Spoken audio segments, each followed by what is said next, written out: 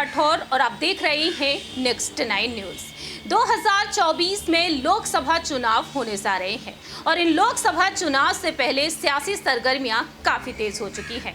कांग्रेस के वरिष्ठ नेता राहुल गांधी इस वक्त बेहद बड़ी चुनौती बने हुए हैं मोदी सरकार के लिए। दरअसल राहुल गांधी जो इस वक्त मोदी सर ने मानहानि केस में फंसे हुए हैं और लोकसभा से उनकी सदस्यता को भी रद्द कर दिया गया।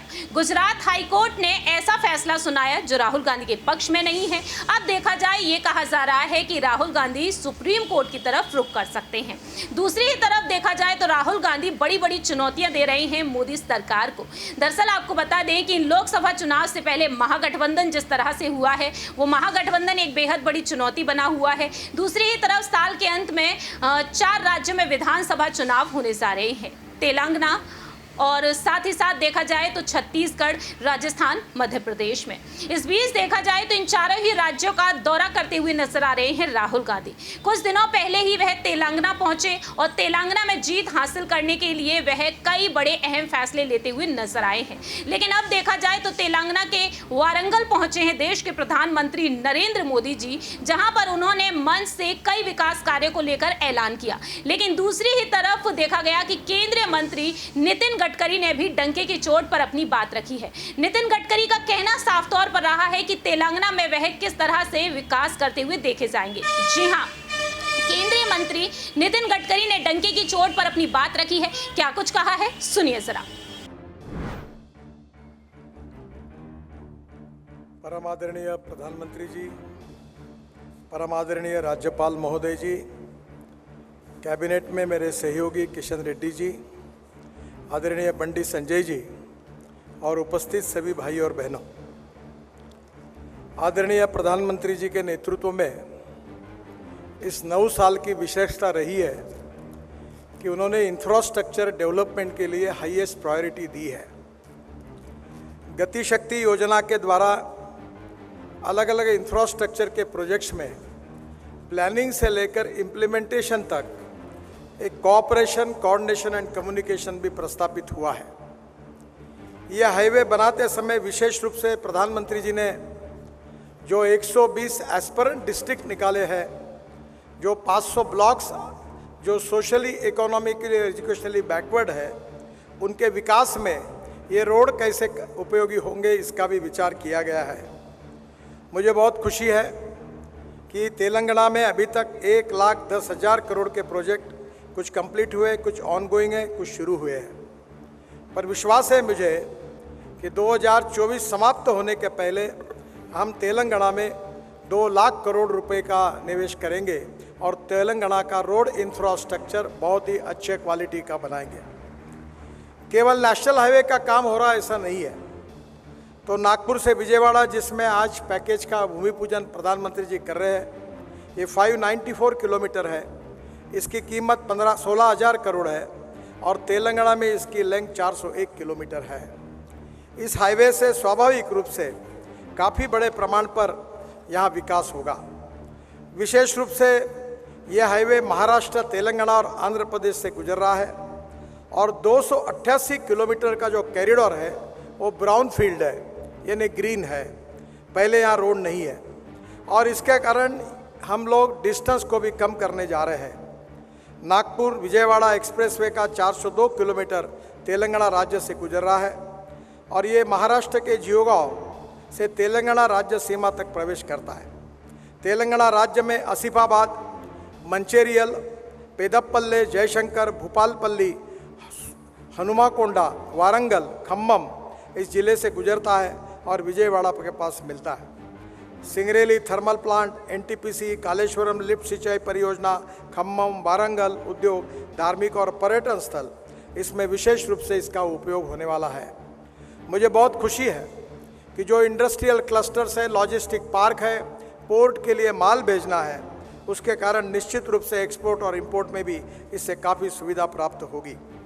विशेष रूप से तेलंगाना में हम एक सूरत, नासिक, नगर, सोलापुर, करनाल और हैदराबाद, चेन्नई तक एक नया रोड बना रहे हैं। हम अक्सर भाषण में कश्मीर से कन्याकुमारी तक कहते थे, पर आपको पता होगा कि हिमाचल प्रदेश में वहाँ हमारी मनाली जो है वहाँ रोहतांग पास पर जाने के लिए 3.5 घंटे लगते थे। अब वहाँ अटल टनल बनी है जिसका उद्घाटन प्रधानमंत्री जी ने किया है, केवल 8 मिनट में सफ़र हो जाती है। और उस टनल से बाहर आने के बाद हम करीब 5 टनल बना रहे हैं और हिमालय के बीच में से नया रोड बना रहे हैं लद्दाख और लेह तक। लद्दाख और लेह के बाद कारगिल के नीचे एक झोजिला, एक काफ़ी बड़ी टनल बना रहे हैं, आशिया की सबसे बड़ी। और मुझे खुशी है कि इस टनल में एस्टिमेट कॉस्ट से 5,000 करोड़ कम हुए, उसकी बचत करने का काम हमारे विभाग ने किया है। उसके बाद झेड़मोर टनल है और वहाँ से श्रीनगर आने के बाद श्रीनगर और जम्मू के बीच में 18 टनल है, उसमें से 14 टनल पूरी हुई है। और उसी कटरा के पहले दिल्ली कटरा एक्सप्रेस हाईवे को लगकर हम दिल्ली आएंगे और दिल्ली से दिल्ली मुंबई हाईवे को लगकर हम सूरत तक आएंगे। और सूरत से एक नया रोड बना रहे हैं, सूरत से नासिक, नासिक से अहमदनगर, अहमदनगर से सोलापुर, सोलापुर से करनूल और करनूल से हैदराबाद, करनूल से विजयवाड़ा, करनूल से चेन्नई, करनूल से कन्याकुमारी, त्रिवेंद्रम और उसके साथ साथ कोचीन तक हम पूरे दक्षिण को जोड़ने वाले हैं।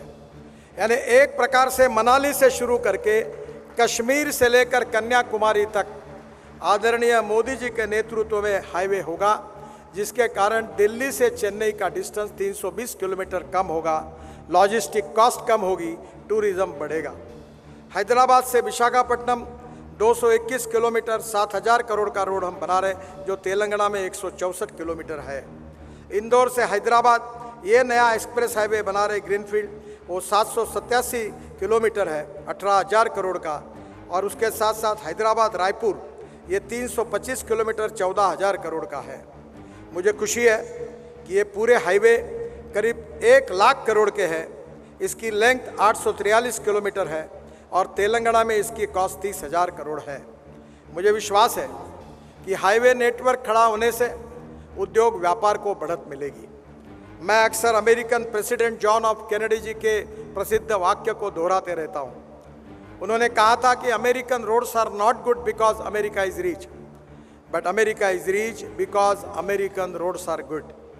और मुझे खुशी है कि प्रधानमंत्री जी के नेतृत्व में जो रोड इंफ्रास्ट्रक्चर डेवलप होगा वो यहाँ के माइनिंग इंडस्ट्री को, ट्रेड बिजनेस को, एक्सपोर्ट इंपोर्ट को और विशेष रूप से जो डेवलपमेंट की छोटी छोटी सेंटर्स है उनको जोड़कर हम निश्चित रूप से रोजगार का निर्माण करेंगे। इंडस्ट्री में कैपिटल इन्वेस्टमेंट आएगा, जवान लोगों को रोजगार मिलेगा और जो मोदी जी का सपना है कि आत्मनिर्भर भारत बनाना, $5 ट्रिलियन की इकोनॉमी बनाना, ये निश्चित रूप से ये सपना अमृत काल में पूरा होगा। मुझे बहुत खुशी है कि प्रधानमंत्री जी ने यही हमें बताया है कि सबका साथ, सबका विकास और सबका प्रयास। सबके प्रयासों से इस देश को निर्माण करना है। हमने सभी राज्यों के साथ न्याय करते हुए देश के इंफ्रास्ट्रक्चर को इंटरनेशनल स्टैंडर्ड का डेवलप करने की कोशिश की है और उसी से देश के विकास में 4 चांद तो लगेंगे ही, पर हमारा रोड इंफ्रास्ट्रक्चर धीरे धीरे वर्ल्ड स्टैंडर्ड का बनेगा। मुझे बहुत खुशी है कि प्रधानमंत्री जी आज इस कार्यक्रम के लिए आए हैं। मैं अपने विभाग की ओर से उनका अभिनंदन करते हुए उनको बहुत बहुत शुभकामनाएं देता हूं। ऐसे और 9 पैकेजेस हैं जो नागपुर से विजयवाड़ा तक जाने वाले हैं। इसी प्रकार से निश्चित रूप से एक बहुत बड़ा परिवर्तन तेलंगाना में होगा और तेलंगाना का विकास में प्रधानमंत्री जी के नेतृत्व में हमारा डिपार्टमेंट अच्छे रोड तेलंगाना के जनता को निश्चित रूप से बना कर देंगे। इसी विश्वास के साथ मैं अपनी बात को समाप्त करता हूं। धन्यवाद, नमस्कार। आपने सुना कि किस तरीके से केंद्रीय सड़क परिवहन एवं राजमार्ग मंत्री नितिन गडकरी ने जो बातें रखी हैं वो वाकई में तेलंगाना की जनता को खुश करने के लिए रखी हैं और उनका कहना यहाँ पर साफ तौर पर रहा है कि तेलंगाना में भी विकास होगा। अब देखते हैं क्या वाकई में यहाँ पर तेलंगाना में कांग्रेस सत्ता में आएगी या फिर भारतीय जनता पार्टी, क्योंकि मल्लिकार्जुन खड़गे, राहुल गांधी तेलंगाना, राजस्थान, मध्य प्रदेश और छत्तीसगढ़ में पहुंचकर रूठे हुए नेताओं को मनाने की पूरी कोशिश करेंगे और जीत का दावा वह अहम तरीके से करते हुए नजर आ रहे हैं। कर्नाटक में प्रचंड जीत हासिल की है कांग्रेस ने। अब देखते हैं क्या वाकई में तेलंगाना में बीजेपी जीतती हुई नजर आएगी या फिर कांग्रेस पार्टी। ये वक्त के साथ साथ ही पता चलेगा। इस खास रिपोर्ट में इतना ही। बाकी की तमाम अपडेट्स के लिए देखते रहिए नेक्स्ट 9 न्यूज।